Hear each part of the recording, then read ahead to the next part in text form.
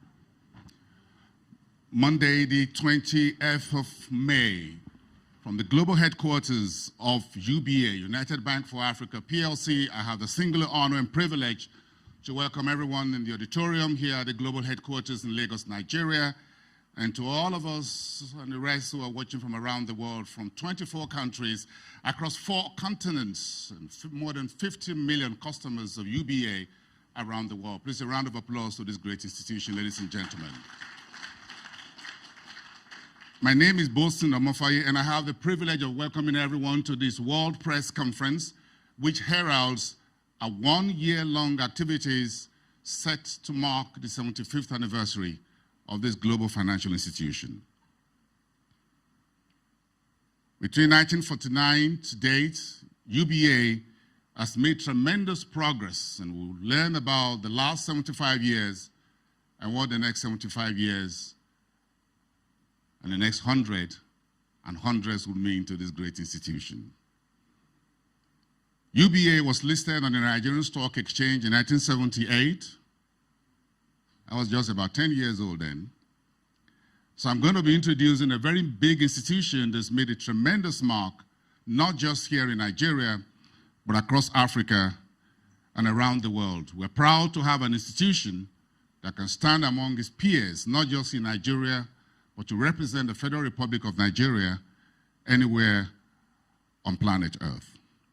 Please put your hands together, ladies and gentlemen, to all of you, my colleagues who are here present, and those who are joining us. Please, once again, a round of applause. Let me please therefore invite to keep this 1-hour program within schedule by inviting the Group Managing Director, Mr. Oliver Alawuba, to please come to the podium. A round of applause for him, please. The Group Managing Director and CEO will be joined by the Group Deputy Managing Director, Mr. Muyiwa Akinyemi. Please come to the high table as well for this press briefing. I'm also inviting Mr. Ugo Nwagodo, the Executive Director of Finance and Risk for the UBA Group. And also to join this panel of men and women is Mr. Alex Alozie, the Executive Director, Group Chief Operating Officer of UBA Group PLC. And last but not the least, Mr. Lero Ladipo, the Group Head Marketing and Corporate Communications of UBA Group. We'll have the opportunity, ladies and gentlemen, to hear from these men and women the great strides that this bank has made in the annals of Nigeria's banking industry and has spread its tentacles as the go-to bank, the Pan-African bank, the Africa's global bank, not only here but around the world. But please now let's get started. May we all rise, all of us who can, to the anthem of the Federal Republic of Nigeria. Please, the national anthem, please.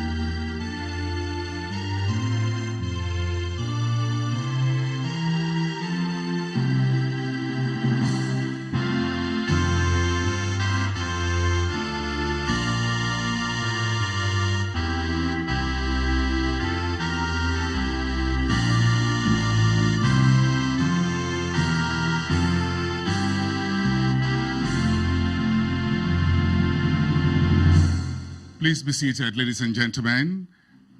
Now, the 75th anniversary of United Bank for Africa, the Africa's Global Bank, is now called to order. I therefore have the privilege and honor to call on the Group Deputy Managing Director, Mr. Muyiwa Akinyemi, to give a brief welcome address at this press conference. A round of applause for him, please.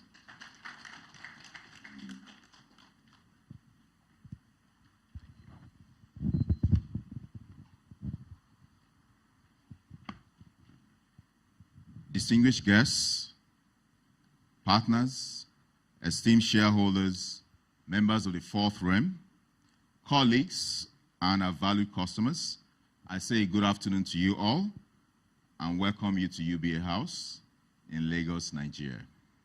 Today we gather to announce a remarkable milestone in the transformation journey of United Bank for Africa, our 75th anniversary.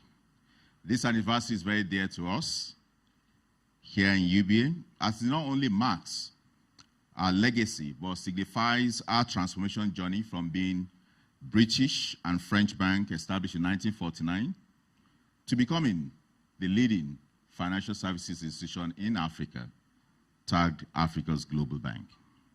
UBA today operates across 4 continents, with presence in 20 African countries, United States of America, United Kingdom, France, and the United Arab Emirates.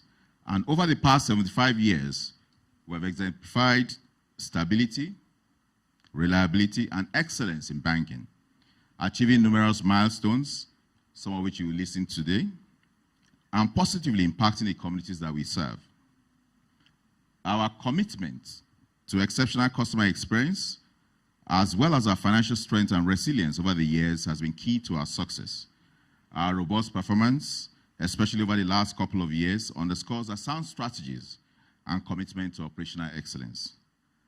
I am sure for everyone in this room that you agree that UBA remains an attractive investment as it continues to deliver exceptional value to our shareholders.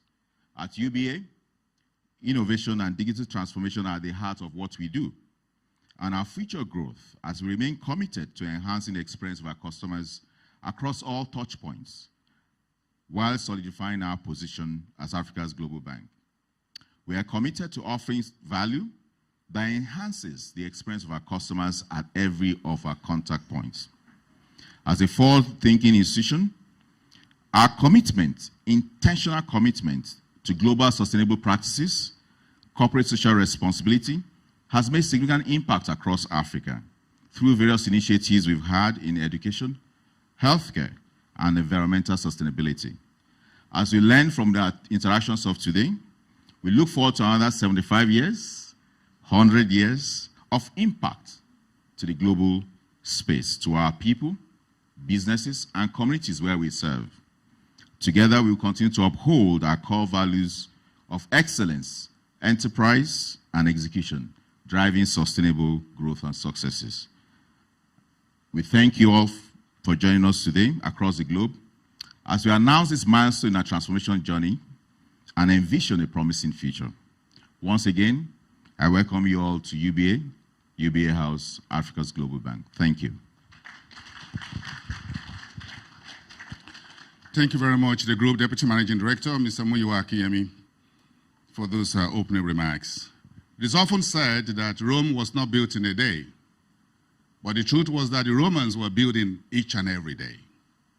And that made the mighty empire known as the Roman Empire. So the empire we are celebrating today for its 75th anniversary was built through the sweat and hard work of men and women that the group chief CEO will talk about. He will provide the journey over the last 75 years, the achievements and the future aspirations of this financial superhouse. Please put your hands together for the Group Managing Director and CEO, Mr. Oliver Alawuba, to give us UBA at 75.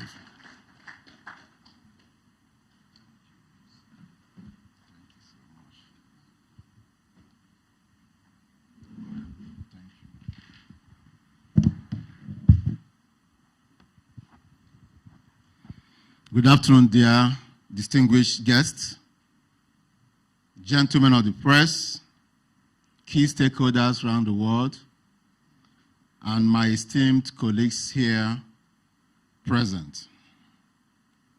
It is a great pleasure and a very profound sound of pride that we gather here today to commemorate a momentous occasion, the 75th anniversary of United Bank for Africa. As a matter of record, UBA commenced operations in 1949 at Kakawa Street, Lagos Island, which is just few streets from here. And it was then known as British and French Bank. UBA has a long history of men and women, some past, many present, who contributed so much to creating this financial services powerhouse that we have today. So it is right for me, first and foremost, to acknowledge and appreciate all those that worked in UBA in various capacities over the years. I would like to appreciate all former group board chairmen, all former MD CEOs of UBA, all former members of the board, all former members of Executive Management Committee of UBA, all former executive committee members and executives all over various countries in Africa where UBA has present, all those that worked as drivers in UBA, all those that worked as security men in UBA, all those that worked and retired as dispatch riders, tellers, all those that served the customers over the years. I would like to appreciate you and commend you for your contributions in UBA.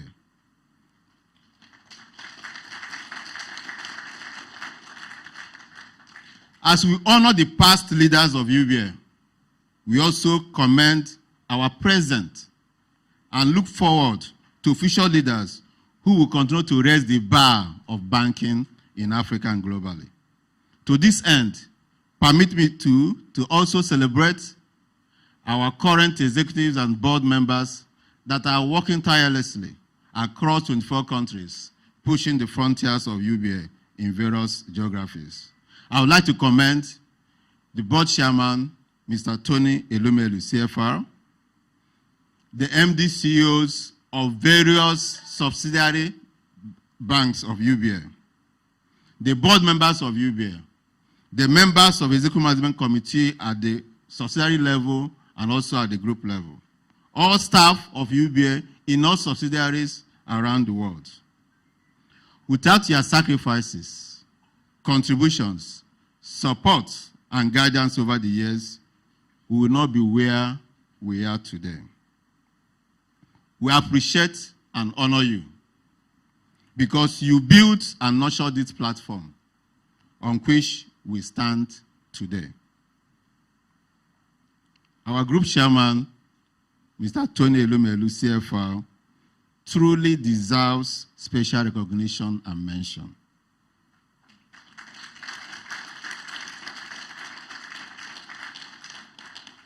Without his visionary push in 2005 and the tutelage over the years, I doubt whether we'll be where we are today.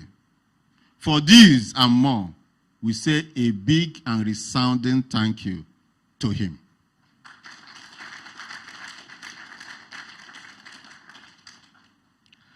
I would like to also take this opportunity to thank all customers of UBA around the globe. Your consistent support and patronage over the years have been amazing.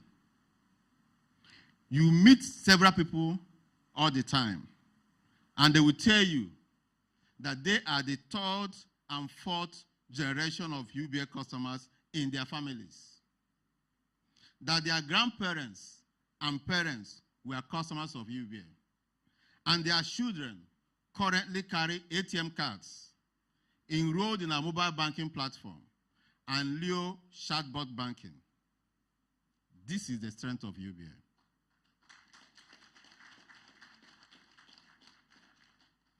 This milestone is not just a celebration of longevity, but a testament to resilience, innovation, and unwavering commitment to excellence that defined UBA's journeys over the decades. As we reflect on the significance of this epoch-making event, it is important to acknowledge that UBA means different things to different people. To some, UBA is a trusted financial partner. For others, UBA is a beacon of stability and reliability, a developmental partner in various local communities across Africa, as well as a catalyst for African development.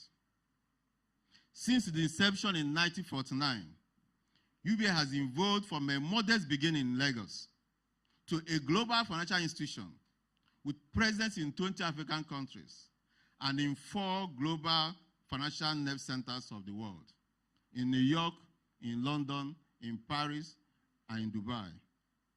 Today, we have over 25,000 staff, over 35 million customers, served through multiple channels, over 250,000 POS terminals, over 2,000 ATM cards, 1,000 business offices, and close to 20 million card customers.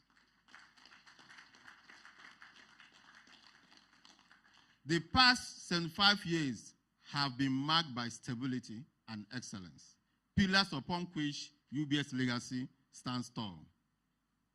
We take the pride in mentioning few of them. UBA is the first bank in Nigeria to offer initial public offering in 1970.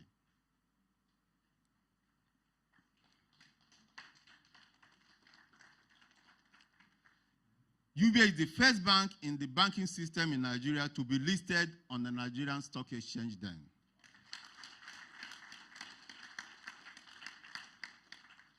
UBA is the only bank in sub-Saharan Africa that has a deposit-taking license in the United States of America.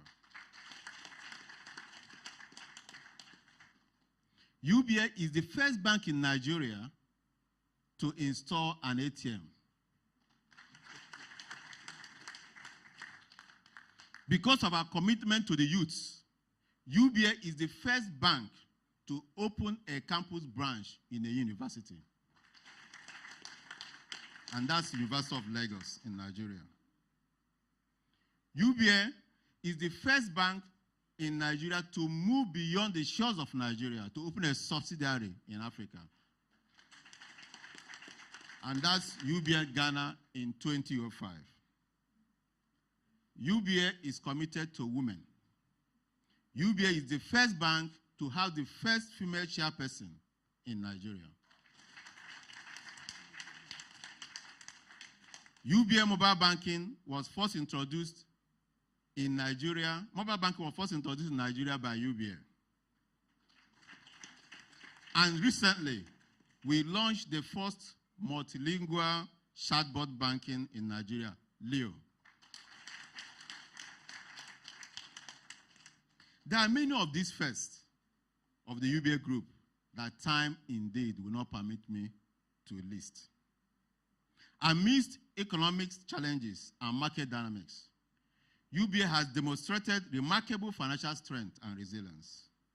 Our splendid performance, especially within the last 1 year, is a testament to our robust fundamentals and strategic decisions that we have taken.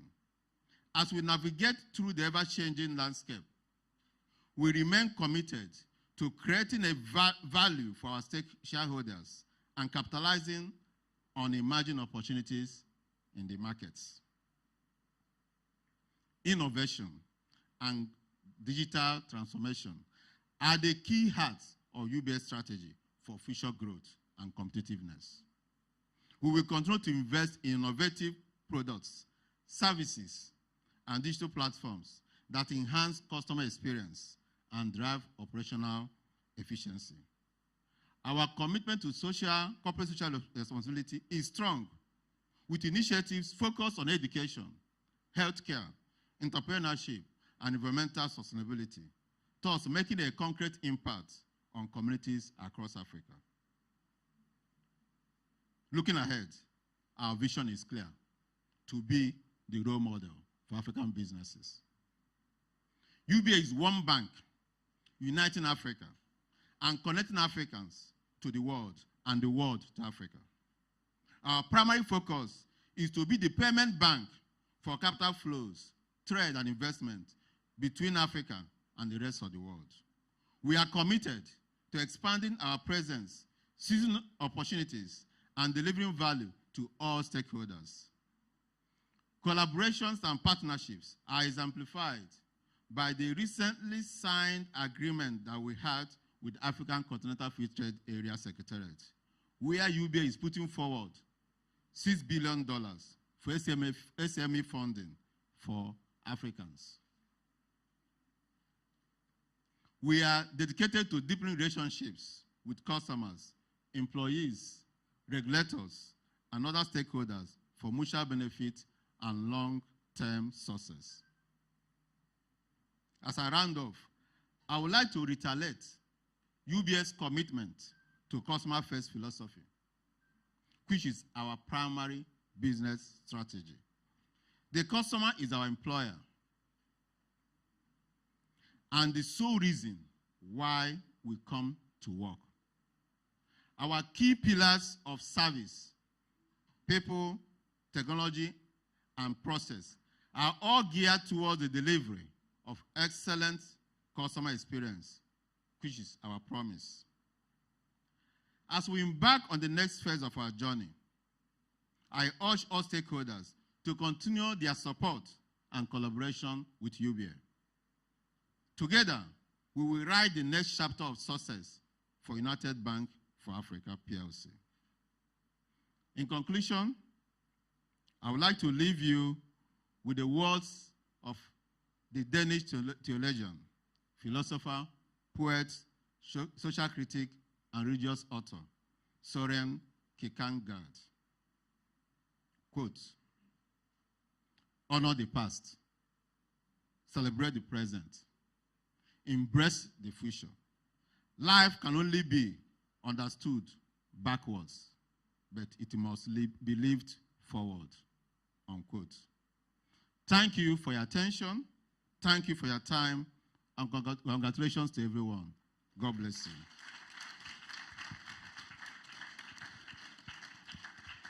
Thank you very much. The Group Managing Director and CEO of United Bank for Africa PLC, Mr. Oliver Lawuba, for that UBA at 75 raising the curtain for this World Press Conference.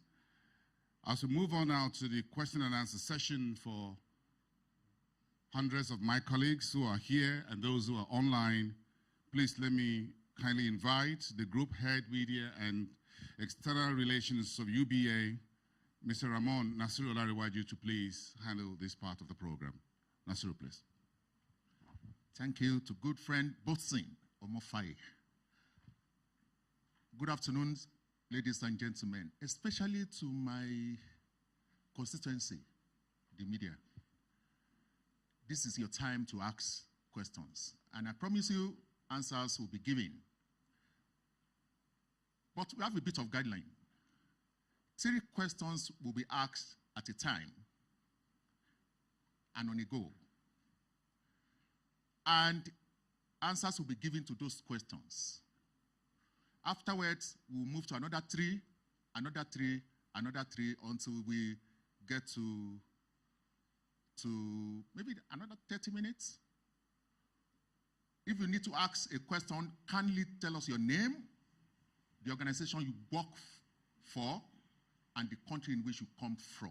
Because over 75 journalists are here this afternoon from various parts of the continent. I want to appreciate you all. So if you need to ask a question, kindly raise up your hand. I will give you numbers, then we'll go. 1, no, let's start from here. 1, 2, 3. Okay, let's go.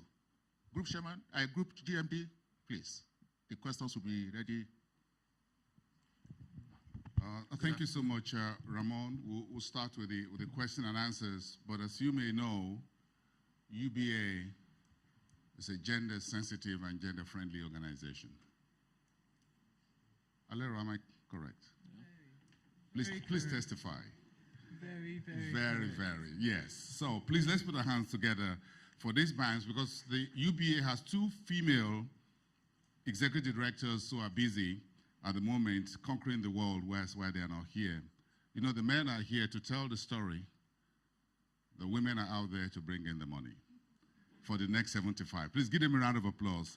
Please, Shola is in New York as we speak right now at the international office in the US, while Abiola is touring Africa. You know, after Afrexim Bank, this is the bank for trade in Nigeria and in Africa. Now let's keep the questions coming. Thank you so much, Abiola and Shola. I'm sure they're watching this online. Thank you very much. Ron, please. Let's have the first. Please. Okay, thank you. Good afternoon, everyone. My name is Alexander Onukwe. I am representing Semaphore Africa. I am a Nigerian based in Lagos. My question is with regards to how the monetary policy environment of the last 5 years has affected UBA as a business, and comparing it to, if you can, compare it to other periods in the country's history. How does this period of monetary policy compare to other periods, and how has that affected UBA in terms of service delivery, but also achieving your business goals? Thank you. Thank you.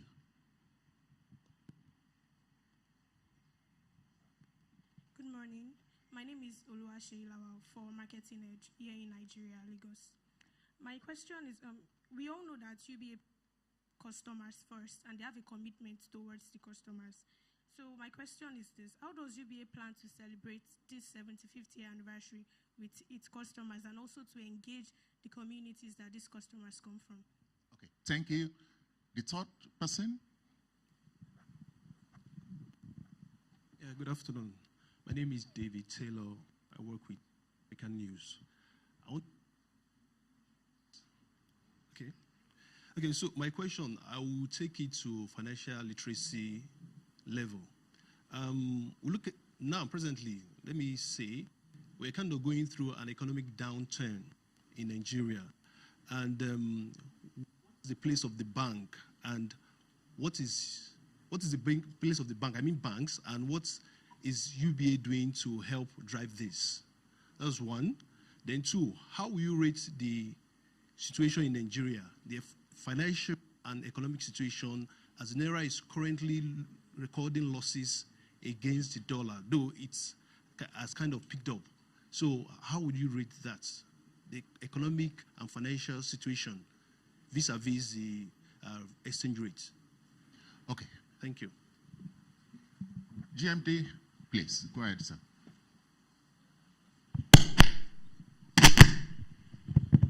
Okay. Thank you, Alexander, for that question on the monetary policy frameworks you have. I think you are referring a lot more to Nigeria. But I can tell you that the financial situation is not just a Nigerian issue. The whole world, of course, you know the history, going from the COVID situation and the several geopolitical tensions around the world has affected the world economy. And Nigeria and the African countries where we play are not exception. But what I can tell you that within the monetary policy frameworks that we have in various countries, what UBA tries to do is, first of all, compliance. We run a highly regulated business, so we comply 100% to all the policies and frameworks that the central banks come in various countries where we are present. So we run that. So that is important. However, we also work with the central banks in various countries where we are present to come up with ideas that can help improve the financial performance of those economies. I can tell you, for example, that we work with some countries in Africa to improve digital banking play in their countries. I mentioned to you that UBA is the first bank in Nigeria to introduce an ATM. It will not do that without support of the central bank. In some countries, we are the first to introduce digital platforms, ATMs, POS in those countries. And it's a lot of work and collaboration with the central banks. So attitude to this is that of collaboration. When you collaborate with the monetary policy authorities, you'll be able to continue to improve the landscape, the economic landscape where we play. The question on the financial situation in Nigeria, I think David asked that question. I would like to tell you that so far the government of Nigeria has taken very positive decisions. Decision about subsidy removal, decision about harmonization, free of rates. These decisions are very positive to the economy. Now, of course, there are short-term hiccups. But I can tell you, over time, this will go away and the economy will do better. But if those decisions are not taken, it will even lead to more serious implications for the country. Now, we will continue to celebrate with our customers. The customers are the basis why we come to work. The essence of UBA is the customer. For this 75 years anniversary, we will continue to celebrate with the customers. And I think, and I will continue to ensure to come up with several policies, several products. You're going to see a lot coming through after this press conference on how the customers can continue to benefit from UBA. In UBA, financial inclusivity is very important. And we'll continue to come up with how we can make sure we increase the number of Africans that have banking relationship. When we landed in Ghana in 2005, that was one of the first things UBA did. We removed initial deposit that's required for banks so that we can drive financial inclusivity. Today, too, we are using digital means to ensure that we get to everyone in Africa. it is important that everyone in Africa has a banking account, and that would support management of the economy in a better way. So UBA is the forefront of driving financial inclusivity in Africa and all the countries where we play. Thank you.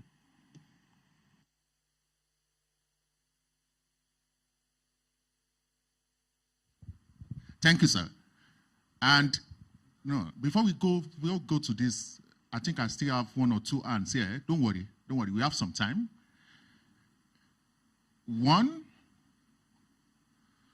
Motolani, 2, Eromosele, 3, please. Then let's do 5. 4, then Komolafe 5. Okay.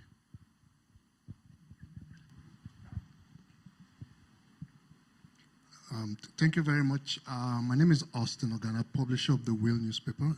I would like to congratulate UBA on this 75th anniversary milestone. My question is around the contribution of your subsidiaries or your branches outside Nigeria to the bottom line of the UBA group. I would like to know how it has grown over the years, and also would like to know the projection for the future. Thank you. Thank you. Thank you, Austin. Motolani? Okay.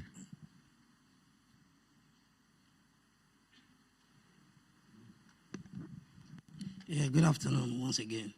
Motolani Hussein is my name, and I write for the Daily Times Nigeria.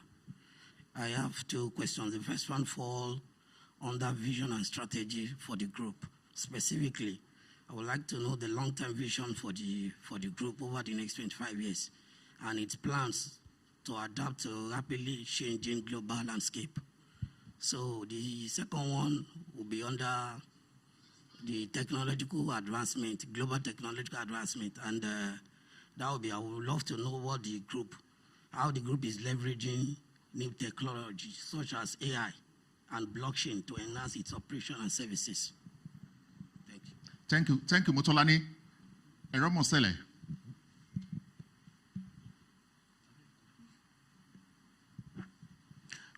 MD, I would like to join others to congratulate you on your anniversary.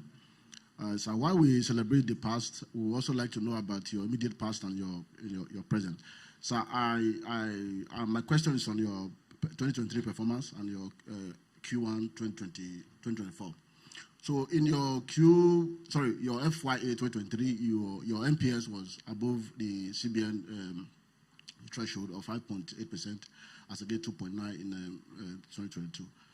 Then in Q1 2024, you have probably the highest OPEX in the industry of 210 billion as against 107 or so in 2023 Q1. So I want to know why this and what you are doing to. Then my last question will be on the $6 billion you said you pledged for IFTA for SME funding. At the time when you are asked to raise 500 billion by the CBN, where's the funding coming from for the $6 billion and when you're trying to raise funds? Thank you. Thank you, Eromosele. Okay. Komalafe. So let's go. Okay. Hold on, please. Let's GMD answer those questions. Okay, thanks, Austin. Their question, which is a very great question, by the way, is on the contributions of the countries in Africa, subsidiaries in Africa, to UBA bottom line. And I would like to give you a positive news that all the subsidiaries in Africa are profit-making. And all of them are contributing more than 50% of the gross income of UBA. And this trend will continue. So the vision of going into these countries is paying off. And we will continue to invest in Africa. Indeed, it's United Bank for Africa. And we will continue to invest in Africa. We will continue to deepen our market. Our market share in those countries are improving. In fact, if you go to some of the countries, UBA is number 1, number 2, number 3 bank in those countries. And some of them are appreciating the contributions of UBA to the economy, which have been very impactful. Now, the question from Motolani was on our vision. Again, our vision is quite clear. I mentioned that in my speech, to be a role model for African businesses. Africa is our home. Africa is the center of our businesses. Our primary focus is to be that bank that unites Africa, that bank that's moving businesses between Africa and the rest of the world, and the rest of the world and Africa, in terms of capital flows, in terms of trade, in terms of settlement. We need a bank that will support intra-Africa trade, and that bank is UBA. And that is clearly our vision in the next 25 years. Africans are doing less with each other and more with others. And you need a bank that will continue to encourage intra-Africa trade. So it will be easier for you, a manufacturer in Nigeria, to find market in Ghana, or a Ghana manufacturer find market in Senegal. And you need a bank that will put all this together. And that's what UBA is doing, and working with various partners to ensure intra-Africa trade is given a boost in the next few years to come. Ugo will take the question Eremosala asked on the financials. Amoiwa will handle the question on the $6 billion commitment on SME funding in Africa.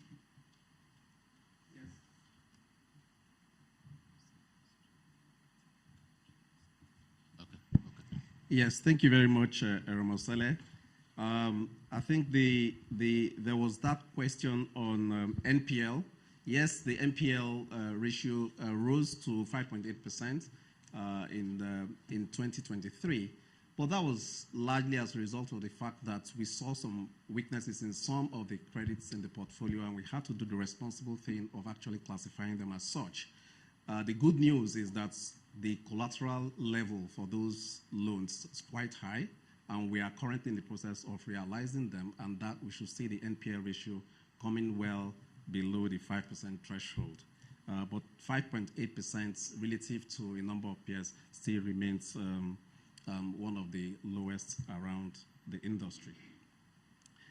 In quarter one, OPEX was said to be one of the highest in the industry, and I think that is largely related to the inflation rates we've seen across jurisdictions, and there is a relativity when you look at operating expenses. It has to be related to the scale of the business. You cannot, for instance, compare the size, absolute size of operating expenses of UBA to the absolute size of operating expenses of another operation that's probably about half in terms of scale and size. But what is important is that you compare the revenues as well, and the net returns from all of those. And I think on that point, UBA is very reasonably comparable to relevant peers.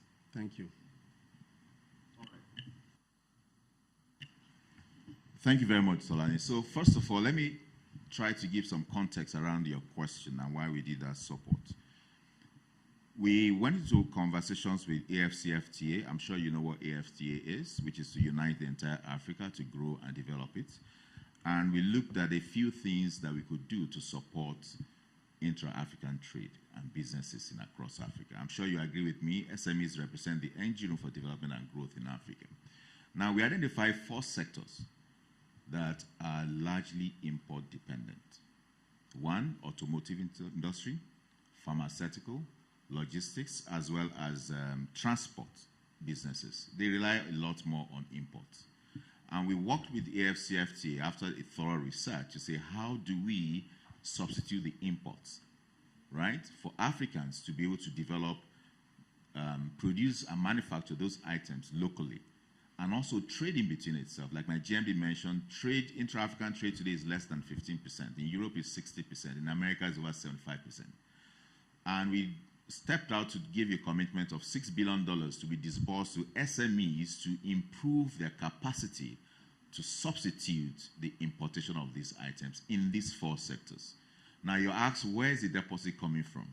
Now, this UBA today has more than enough deposit to fund this, right, as part of our SME business strategy. And this is not just only to Nigeria, it's across the 20 countries where we operate in the first phase, and then moving to non-present countries in the second phase. So we're going to fund it largely from our deposits. That's on the one side. It has nothing to do with recapitalization. It's about the business that we do. And SME being an important area of our business is a key focus for us to grow and impact lives and businesses in Africa, right? Now, aside from this, we've also gone into partnership with various DFIs, Afrexim being one of them, African Growth Fund. So a number of DFIs are also coming by way of financing some of those schemes, as well as providing mitigants to the risks that may be in those areas. So largely, the funding is not a major issue and has no relationship to our capitalization program in Nigeria. Mind you, it's not only for Nigeria, it's for across Africa. Thank you very much. Thank you, sir. And let's go to the next. Bossing had been begging me, I don't know, this MC has been begging me that he wants to ask a question. Pleading, okay. Okay, please, kindly come forward and ask your question before we go to. Thank you very much if I have just this opportunity, because when you moderate, you expect it to be, but I'm a journalist. So I work for Arise News. My key question is, yes, on infrastructure and global trade, but I'm trying to find out how a lot more can be done. When you look at the financing gap for the key sectors, energy, very important, power sector, and I'm sure within the wider UBA family, as it were, you've got a few fingers in this very key, agriculture, which is very critical. And for countries that are going through climate change impact, as we speak, in Southern Africa, for example, I know UBA is in Zambia, in Lusaka, I've seen. So how much support are you giving beyond trade to countries in Africa that are going through some of these very tough times, not just to support trade, but to ensure that during these difficult times, they can stay on top of their businesses as far as the private sector is concerned and as far as government institutions are also concerned. Thank you very much. Thank you, Bosin. So let's quickly move to the second person. Komolafe. No, Collins, then Komolafe. Okay, please. Quickly. We can only entertain one question because we need to go around and the time is fast spent. Thank you. All right, thank you so much, and congratulations once more on your 75th anniversary. My name is Collins Nweze. I write for The Nation.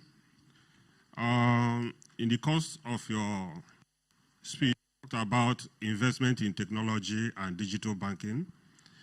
So my question is, with that level of investment, especially across your markets, how are you handling the risk that come with more of your customers going digital?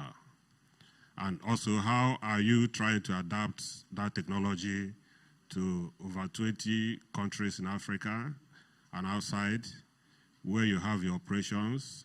And then do you have something that looks like connectivity across all those units and within your bank? Thank you.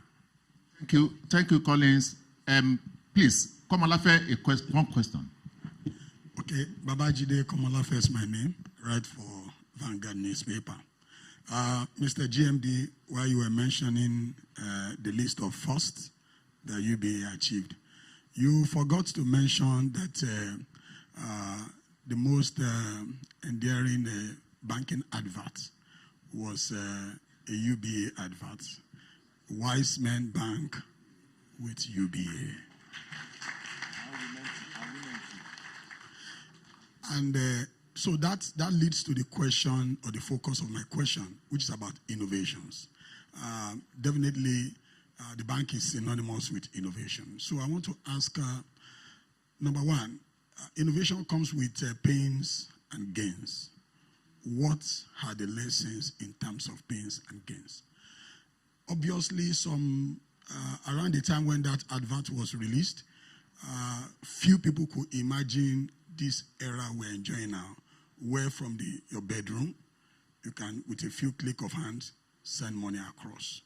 So looking forward to the next probably 75 years, where do you see innovation taking banking? And, UBA, in terms of innovation, what are the areas you are envisaging to take your customers to? Thank you. Thank you, Komolafe. Thank you. GMD will answer those questions, then we'll move from there. Let's try to. Okay, Boston, thanks for that question. That question was about, which is fantastic, about infrastructure gap, funding gap in Africa. And I can tell you it's a lot, from agriculture to roads, to ports, to telecoms, power is a lot. The infrastructure gap in Africa is a lot. But that lies the opportunity that we have in Africa. So UBS strategy has been, in countries where we are present, we support the key sectors that are driving the economy of those countries. Yes, in some of the countries, we have done a lot in terms of road infrastructure support, ports, building of ports, and improving the capacity of ports to take in goods. In some of the countries, we've even done as much as dealing with stadia. In some of the countries, yes, some of the stadia where the matches of AFCON was played were actually supported by UBA. In some, we have built their capacity for revenue generation in terms of technology to ensure that the governments have enough funding to support the business of the day. So our support to African economies is across sectors, depending on what is the critical sector that's driving those economies. Today, we are supporting mining in several countries in Africa. We are supporting cotton. We are supporting cocoa. We are supporting cashew in several countries, depending on what the country is built on. So we are committed to developing Africa. We are committed to supporting the key sectors that are pushing African economies wide. And it's showing even in our performances, even in our businesses. If you look at our accounts, when Tolani mentioned about our performance, you will see that our performance has continued to improve, reflecting clearly the work we are doing. Today, the deposit position of UBA is about 18 trillion. Today, our shareholders' funding is 2 trillion. Today, you will see that our customer base is moving up to 45 million customers across Africa.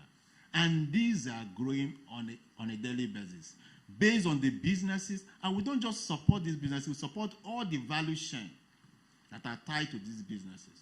So that the SME business will continue to thrive. Because we recognize, like my colleague said earlier, SME is the future of Africa. And we'll continue to provide support for SME business in Africa. The question on technology, I think my colleague Alex, who's in charge of operation on technology, will handle that.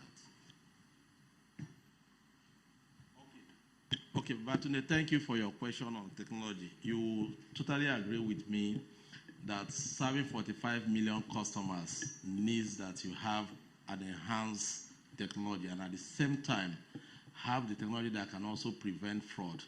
Today, what UBA has done in terms of technology is to empower customers on self-service.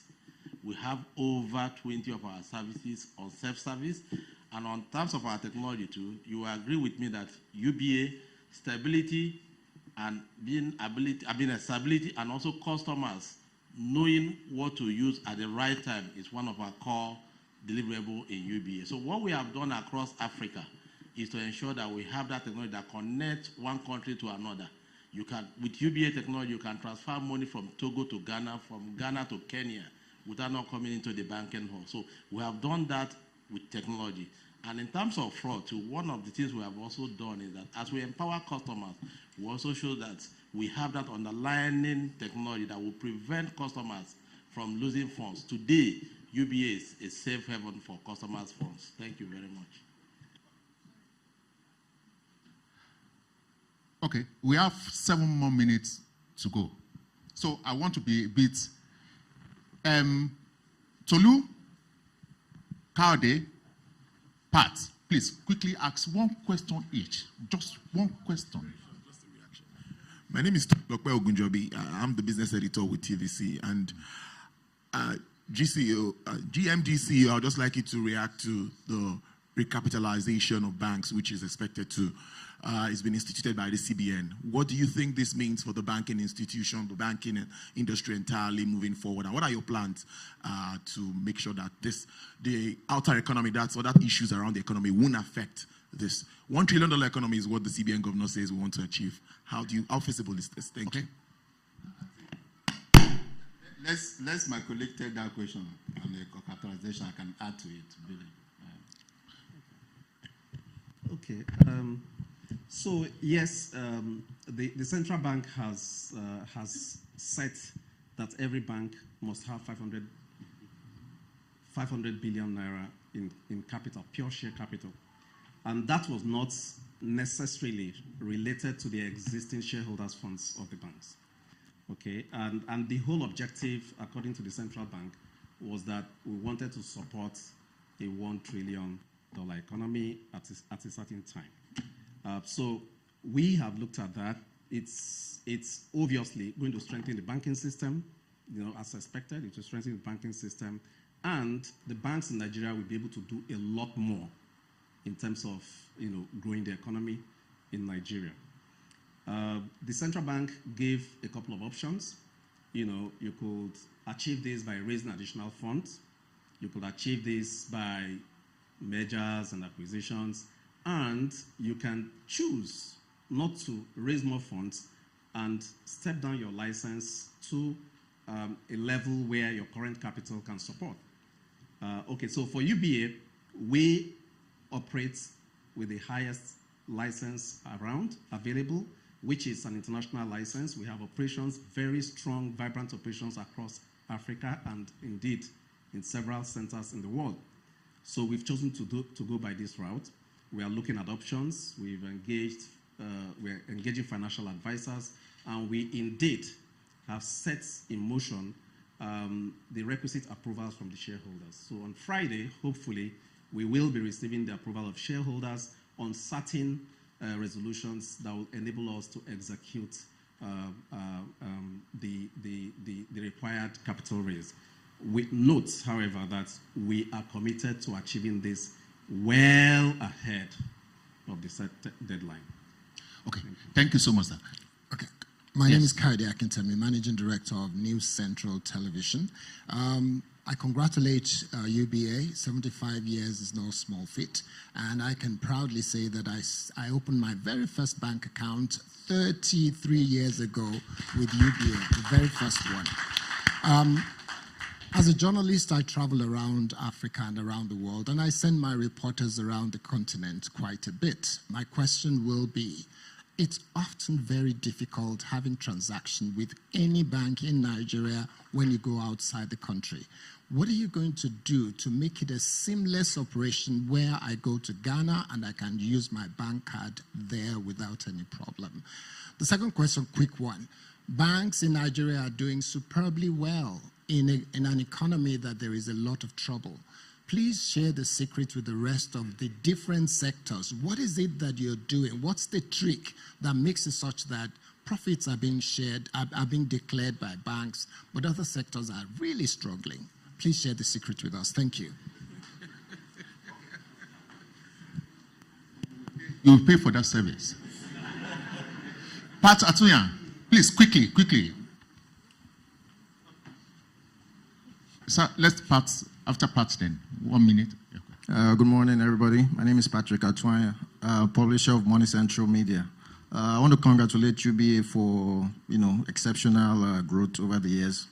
So my quick question to the GMD is the valuation of UBA, right, on the stock market.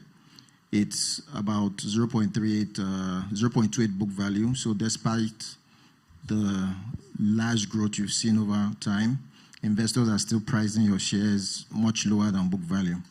So the question really is it bank specific, right? Is it that they don't trust what's on the books? Is it sector specific? Is it they don't trust Nigerian financials? Or is it a sovereign specific, right? Is it that the whole macroeconomic situation in the country does not give investors confidence to raise those valuations to maybe South African peers? Thank you. Okay. Okay, I think that we have a lot of questions that are very, very, very important questions to answer. Okay, so first of all, UBA has products that you can use anywhere you are around the world, over 122 countries around the world. We have a UBA bank card, which you can use anywhere you travel to, any currency. Immediately you get service. That is available. And I think we can also ensure that you have it even before you leave today. So that's important. Second point is, what is the secret? The secret is the customer. Focus on the customer. What does the customer want? Our primary focus is the customer and adaptability to the convenience and expectations of the customer. Once you are customer focused, you'll be able to weather the storm. You'll be able to weather the storm and contribute to your bottom line. Solve a problem. Solving the customer's problem is the key focus of UBA. And that's what we do all the time. Now, the issue of capitalization, I want to really answer it a bit, and then which came up earlier. UBA is that bank that investors are looking for. In 2023, just last year, our capital appreciation, price appreciation, was one of the highest on this exchange. For the past 2 years, our dividend yield has been above 12%. And when you look at the bank, present in 24 countries, that shows a strong diversification of income streams that will continue to come into UBA. So as you are buying into UBA shares, you're actually buying 24 countries and beyond. And what that does is that also makes sure it cushions you from any risk, any country risk in these countries we are present. So UBA is, you buy one, you get actually 24 countries in it.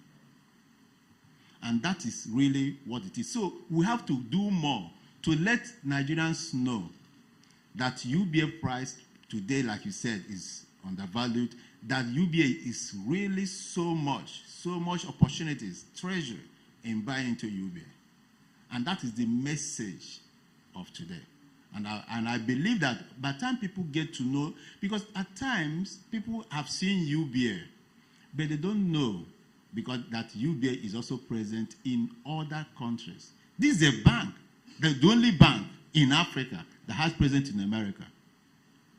This is the only bank that today has a banking license out of Nigeria, out of Africa, in Dubai.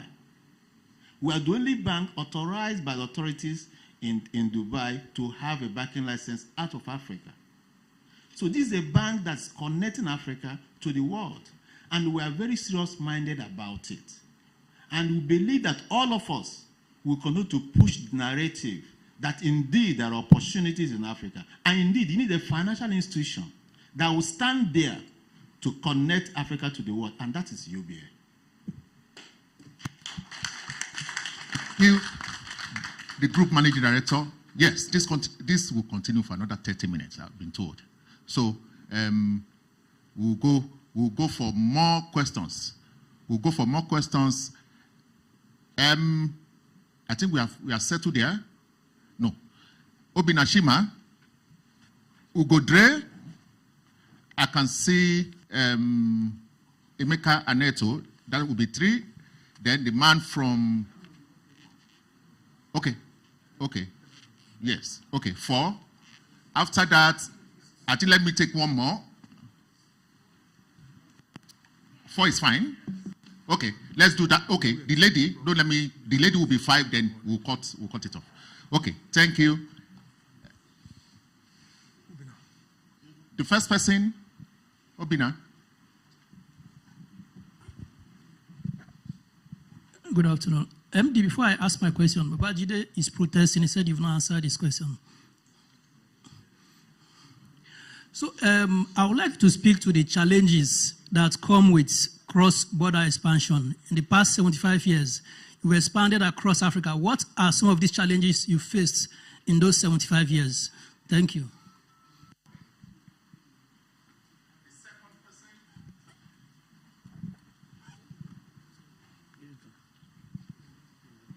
Okay, thank you so much. My name is Perpetua Fasumi Pizza from New Central Television. I reckon that a lot of the questions I have on my mind have already been answered, but I'll ask this particular one. Do you think Nigeria has the headroom for more rate cuts? And then how much more can it take? And how does this affect the financial intermediation role of Nigerian banks at this point in time? Thank you.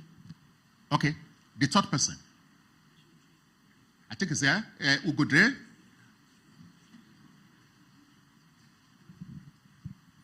All right, good afternoon. Congratulations again, MD. I think you also forgot to mention one of the best mergers we ever saw in Nigeria. That's the STB-UBA merger. I remember that was one of my very first intro into financial markets in Nigeria. So congratulations for that too. My first question is just to dovetail from, I think, Patrick's question. GMD, sir, are we going to see 100 Naira UBA share price in your time? That's word from me as an investor in UBA as well. Then secondly, are you looking at any possible listing outside Nigeria? I know UBA is currently just in Nigeria.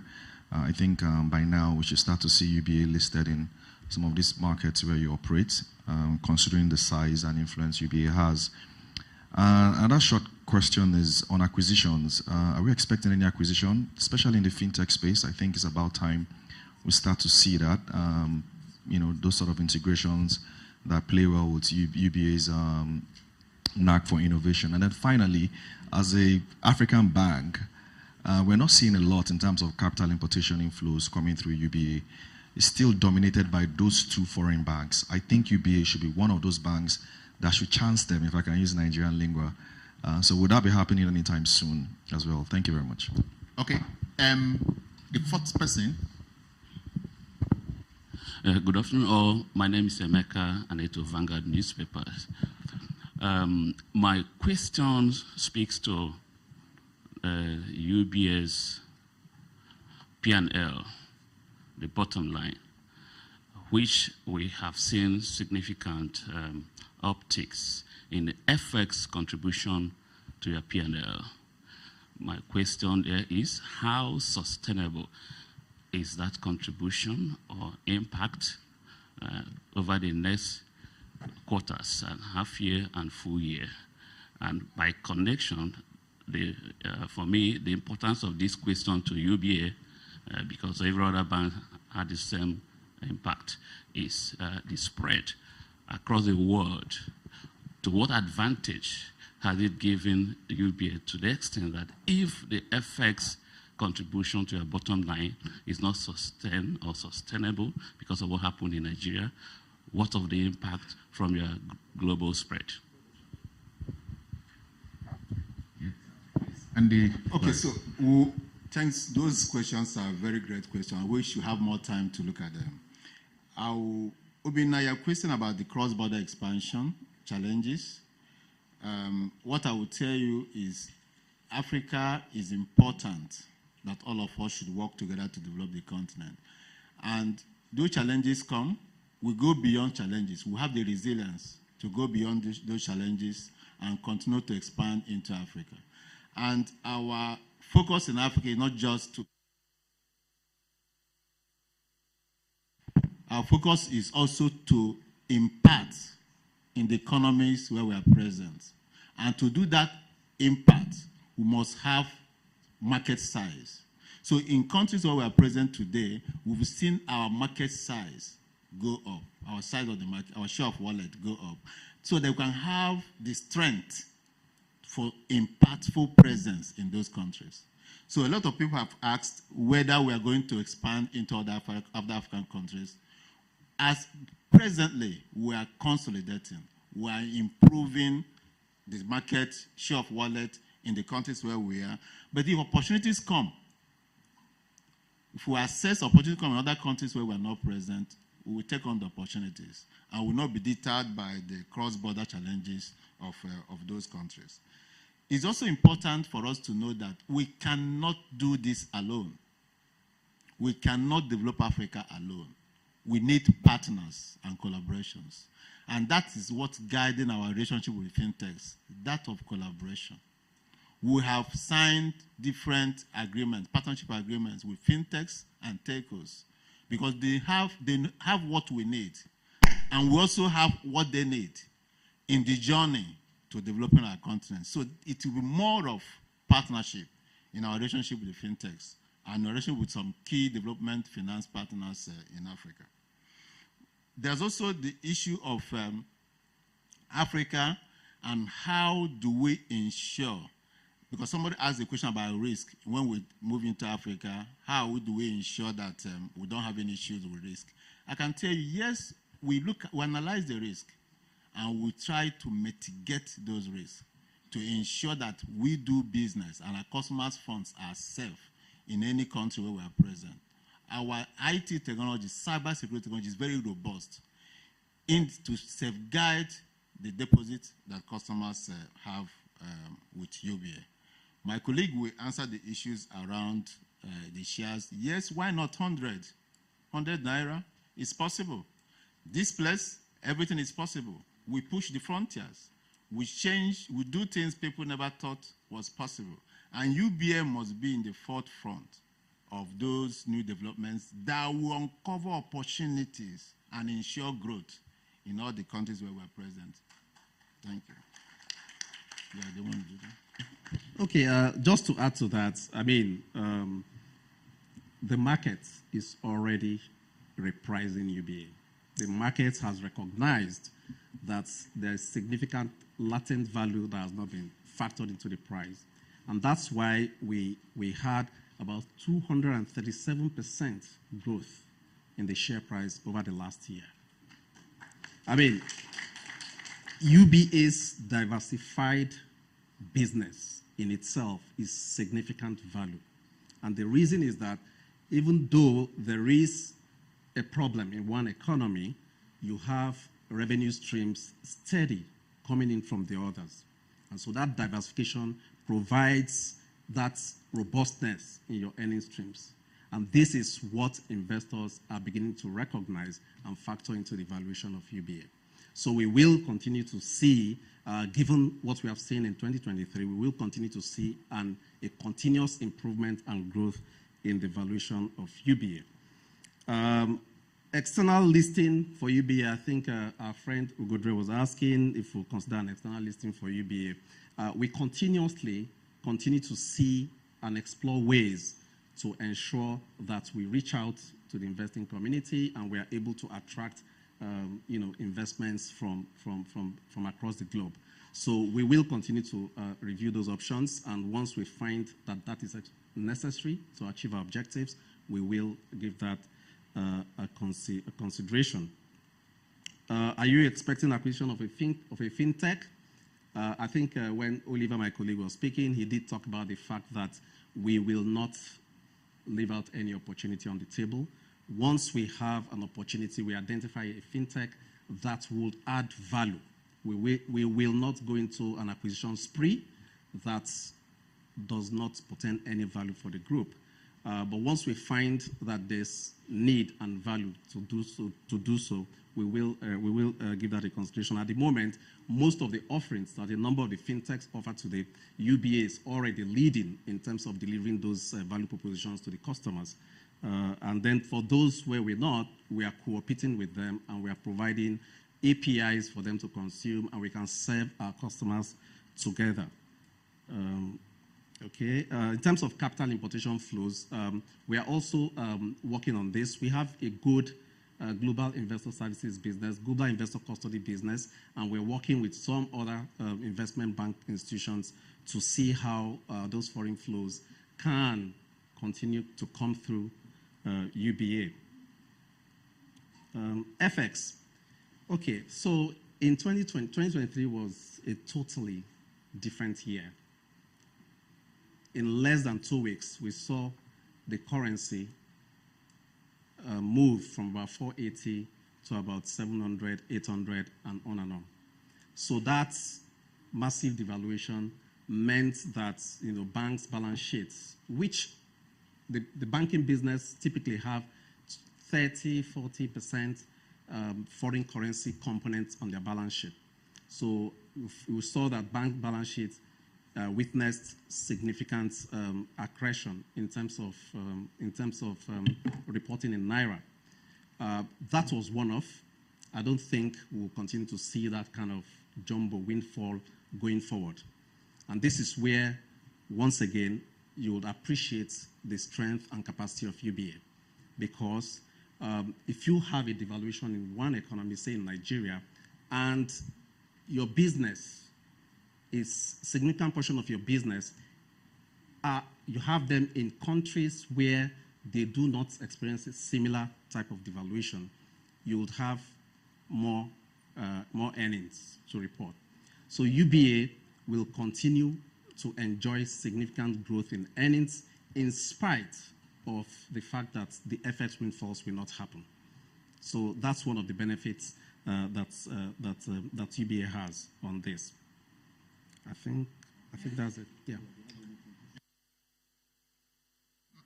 Hello, GMD.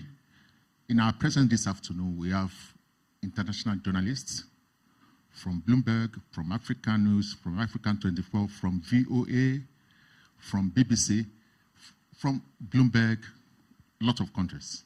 So the last set of questions will go, opportunity to go to this set of journalists if they have any questions to ask. And also in our midst, we have some veterans, journalists in which I must also recognize, who has taken his time to be here, people like Ruben Abati. Ruben Abati, you are welcome. You have one or two words to say? Well, first, let me congratulate the GMD, the directors, and all members of the UBA team. Indeed, I share the view that wise men bank with the UBA. And I congratulate you on the occasion of your 75th anniversary. Well, wise women, too, also bank with UBA. Let me add that. But look, I'm impressed. All these achievements that have been rolled out is about vision. I'm particularly impressed that the chairman of Hess Holdings is not even here. That's Tony Elumelu. So the success story of UBA is also the success story of the entire Hess Holdings. So the celebration is not just UBA, it's about the various investments in real estate, hospitality, energy, insurance, and all of that, including the Tony Elumelu Foundation, which promotes Afro-capitalism. So I admire the leadership model, that your organization represents. Beyond that, GMT, I understand that this is a one-year-long celebration, but I would like you to give us the details of this year-long celebration. Today, you are flagging it off, and then I'm particularly interested in when the grand ceremony will hold, and you will host us to jollof rice and pepper soup. Nigerian jollof rice, by the way. Thank you. Thank you, Ruben. Thank you. Shaka, GMD, it takes an effort to bring some people out of newsroom. And one of those guys is seated here this afternoon. Some people said they've not seen him in 10 years. He's the editor of This Day, Shaka Momodu. Shaka, please, one word. Please give him the microphone. I just have to say is congratulations for whatever you do. It looks good and pleasing to the eyes, and we encourage you guys to continue to do what you are doing. As Ruben has said, I don't think I have too much to add. We will look forward to the grand finale of this when jollof rice will be served. Thank you. Thank you. Then I cannot, let me add one more voice. BC broke lots of history in Nigerian media. She was once the editor of the Punch newspaper. And our online media is one of the best in the country, and she has been extremely supportive. You cannot leave here without saying one word. BC, please. Thank you. Thank you so much. I also want to congratulate the entire UBA group, the GMD, everybody that has contributed to the growth of this bank in the last 75 years. We want to say we are proud of your achievements. And of course, as my colleagues have said, look forward to dining and wining with you on this special anniversary. Thank you and congratulations. Thank you, Bisi. Thank you, Bisi. And also, is this great man, Taiwo Obe. Taiwo Obe taught most of the journalists in this room how to write. And it's a privilege to have him in this room this afternoon. Taiwo, 1 minute. Hello. Good afternoon. Yeah. Congratulations. And it's just, he said that there are over 70 journalists here. So I expect that there will be 70 different angles from everything that you have said, because you have said a lot. It's a lot of new things that we have had. The only one I've not had, and which I'm following up on the marketing edge lady, is I'm a customer of UBA. The journalism clinic is a customer of UBA since 2014, not 33 years like Coyote. So I need to go away with something that says we are going to win a car or something like that. Okay. You know, that promotion, don't worry, it will come. It will come. Definitely it will come. Now, let's go to the international journalist. We are from VOA. If you have any question from MLA Onu, okay. Okay. Our friend from Cameroon. He flew in from Cameroon last night. Thank you very much, the MC. I was telling my senior colleague here that we wanted to reduce UBA Africa to UBA Nigeria, because all along, all the Nigerian journalists, and it was becoming, I will just touch a few questions. The ones that have been answered, I will skip them. Let me start. They say charity starts from home. I understand that for 2023, your subsidiary in Cameroon was among the most productive.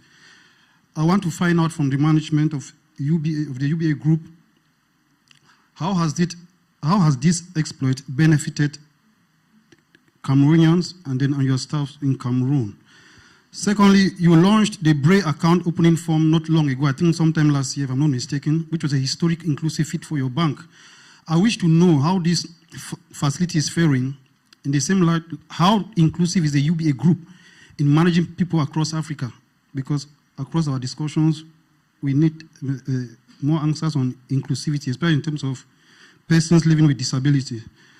Then I think it raised the issue, but I think my question is a bit detailed. Given the challenges and opportunities of climate change, which remains topical, what is the UBA group's perspective with respect to the changing dynamics? In this case, providing sustainable financing through green bonds, investing in renewable energy, and other environmental friendly projects across Africa. And then besides recapitalization, is the UBA group envisioning any structural changes to improve its operational efficiency and stay as a leader of retail banking across Africa? I think I'll stop here for now. Thank you very much. Okay. Thank you so much, my brother. You know, this is not United Bank for Nigeria.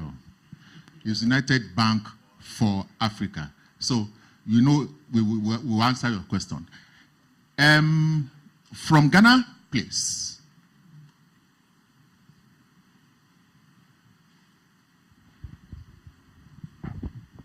Hello, good afternoon to everybody. My Cameroonian colleague saved us because for a minute I was also thinking the same way. So thanks for the opportunity. I'm Abubakar from Ghana. I represent Joy News. I'd want to know what the key strategic priorities for UBA is or are in Ghana, considering the current economic climate. And two, what opportunities and challenges do you foresee for UBA in Ghana in the coming year, both domestically and regionally? Again, what are the key priorities and focus areas for UBA in Ghana in the upcoming year, and how does management intend to prosecute this agenda? Thank you. Okay. before Bloomberg will accuse me of ignoring the global media, I will call on Bloomberg to ask his questions, then we'll close this chapter with answers. Okay. My name is Emile Ono. I write for Bloomberg. Congratulations to UBA. I have this question to ask. MD, if you look at globally, the banks that used to dominate Africa, they are shrinking or reducing in size gradually. The likes of Standard Chartered, the likes of Citibank, for some years now, they have been shrinking. They have been leaving the continent. It appears that they no more see it as competitive as it used to be. I was searching for something last week.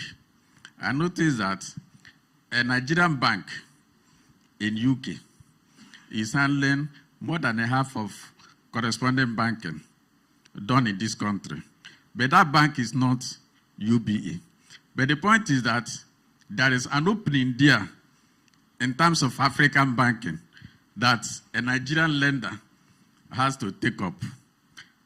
Some people have actually risen to that occasion. But I would like, if UBA could tell us some specifics, how they want to go into that market, I think that will help. Each time UBA is asked question, we don't see specifics, and it doesn't help. So if you could throw more light, how you intend to tap into the African market. Because while you were talking, the interest actually of coming here should be the next phase of growth, not the one you have done. So what is it there for the next phase of growth? Thank you. Okay, thank you, Emile. So that is Emile for you. Yeah. Yes. Okay, sir. Okay, so let's start. Thanks again for the questions that you keep bringing. The questions are really very important and very helpful. My colleague, our friend in Cameroon, thank you very much for those set of questions that you asked. I just want to let you know that UBA Cameroon is a very important subsidiary in UBA. And UBA Cameroon today is a systemic important bank, as approved indeed by the central bank in Cameroon. They approved UBA Cameroon as a systemic important bank in that country. That was 2 years ago. That shows you the impact of UBA Cameroon in Cameroon. As a matter of fact, UBA Cameroon has sponsored several landmark projects in Cameroon. I mentioned earlier about UBA supporting the financing of some stadia. When Cameroon hosted the AFCON, UBA Cameroon supported the building of the stadium in Yaoundé, and other landmark projects, including even the port expansion that is happening in Douala right now. And UBA is also supporting even the refinery. So there are several projects that are happening in Cameroon, and UBA Cameroon is at the frontier of it. So we believe that UBA Cameroon can also support other subsidiaries in other countries. UBA Cameroon can also be a conglomerate, can be a group that can also own subsidiaries, and we are having that discussion with the regulators on how this can happen. But I can tell you that Cameroonians are also very strong in UBA. UBA is an opportunity for all Africans, irrespective of your nationality. Today, the CEO of UBA Africa is from Ghana. The regional CEO, one of the regional CEOs, used to come from Cameroon. In fact, the CEO of several countries, some of the CEOs of several countries are from Cameroon. So UBA is an opportunity. We are building a platform for Africans, whatever your nationality, to support the development of our continent, because no one country can do it alone. Then the issue of inclusivity is very important. We have a branch at University of Douala. in that branch has done very well. In fact, got an award from the University Commission in Universities Commission in Cameroon on the impact of that branch on youth banking in Cameroon, and we'll continue to do that. Green bonds you mentioned is important.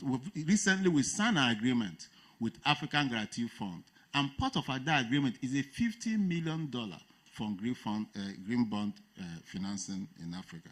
So we'll continue to push every opportunity. Anywhere discussions are being held about developing Africa, UBA is at the table. And that's what we do, whether it is climatic change, whether it's infrastructure financing, whether it is digital banking, UBA is at the table, contributing, because we believe Africa is our home. Like MLS said, you need institutions that can replace certain institutions that have been there since Africa began. So the African institutions, truly African institutions, with Africa in mind and fostering the development of our continent.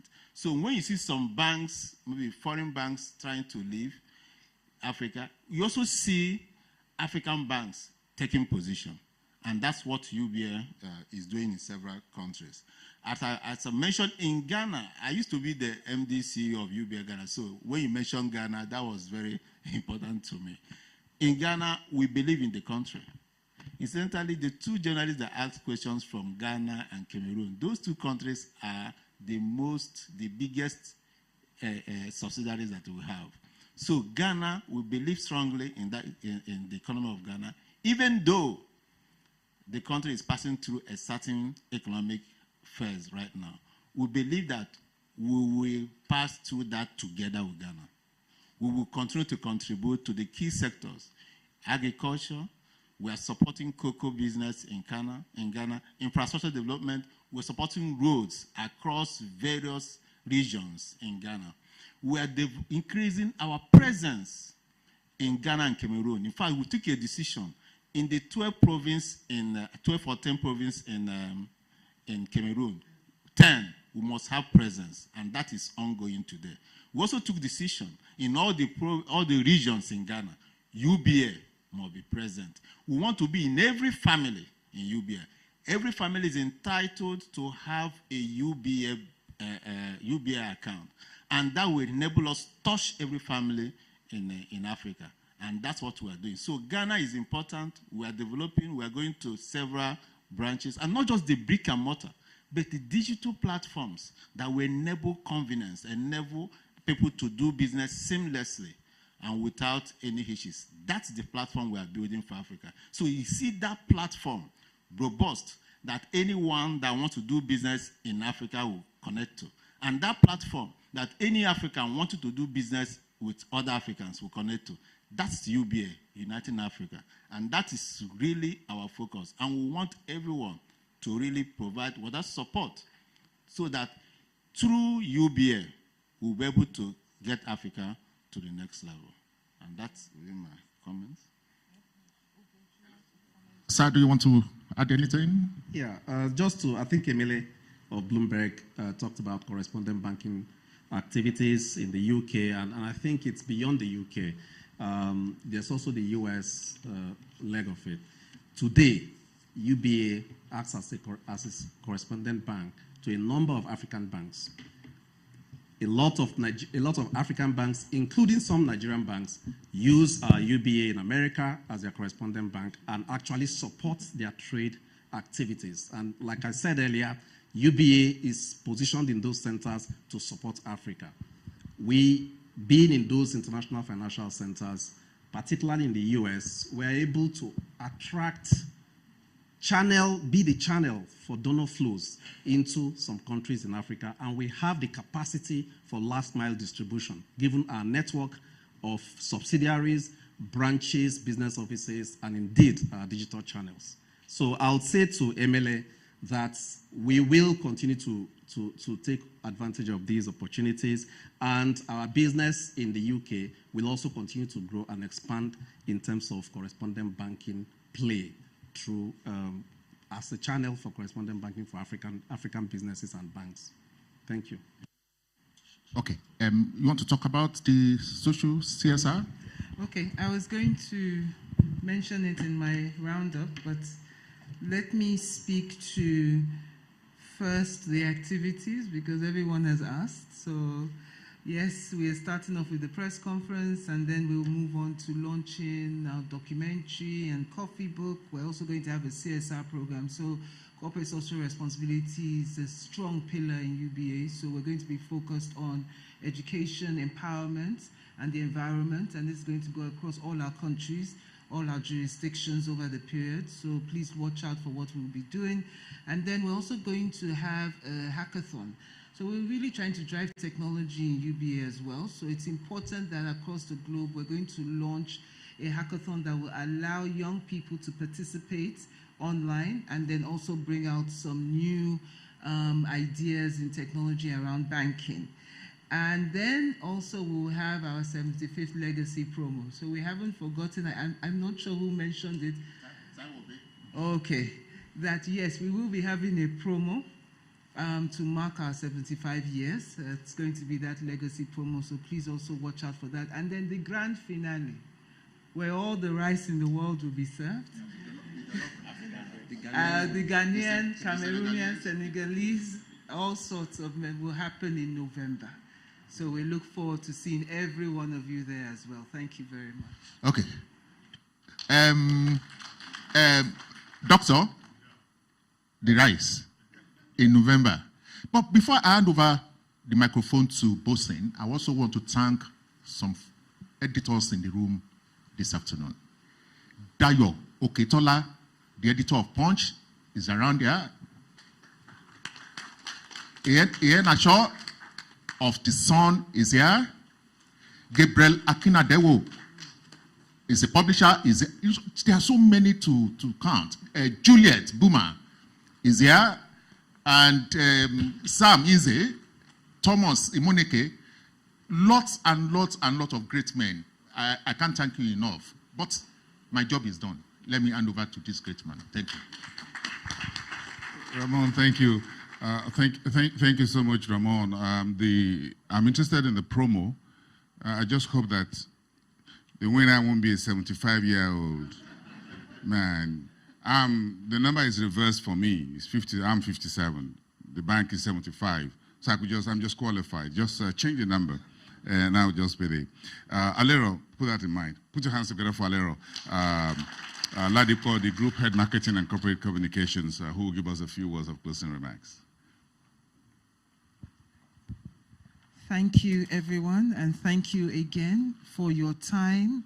Thank you to all the gentlemen of the press, both Nigerian and foreign. I know we had some journalists come in on Saturday from different parts of Africa, so I want to especially recognize you and say thank you for taking time to kick off this celebration with us. And I also just want to mention a few stats about UBA, because sometimes when you get on the high table, it's not a full representation of where we are from a gender inclusion. Because someone asked a question about inclusivity that was very important, and it wasn't just disability. I think it's also about our staff as well. So in UBA, 50% of our group board is female. So I think that deserves a round of applause. As the chairman, as the group managing director was speaking, the first female chairperson, it's just now that we start to recognize women in leadership. But UBA was the first bank to have the first female chairperson as in their group board. So I think that's something strong. And another great thing is 33% of our CEOs in the 20 African countries are women, which also speaks to the value that we place on gender inclusivity. And also, someone mentioned something about the Braille. We've launched that, and we're pushing it into Africa. So that's another agenda that UBA is taking quite strongly, ensuring that even with a disability, you can bank, you can be financially empowered, which is really very important to us. So thank you again. We're looking forward to seeing everybody in November where we would have a variety of cuisines. We wish you all the best as you go back to your different destinations.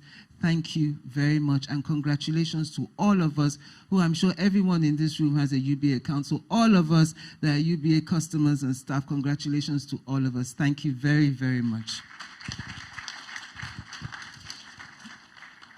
Wonderful, Ero. Thank you very much. Please, may we all rise for the anthem of the Federal Republic of Nigeria.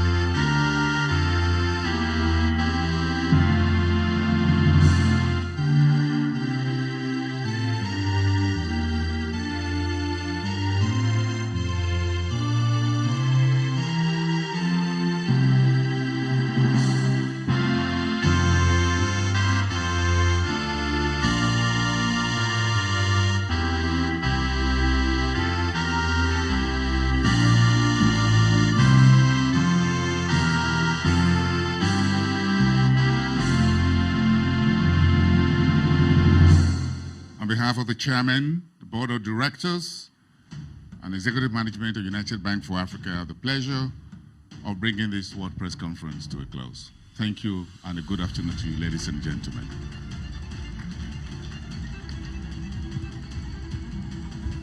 Okay, we will have, please, kindly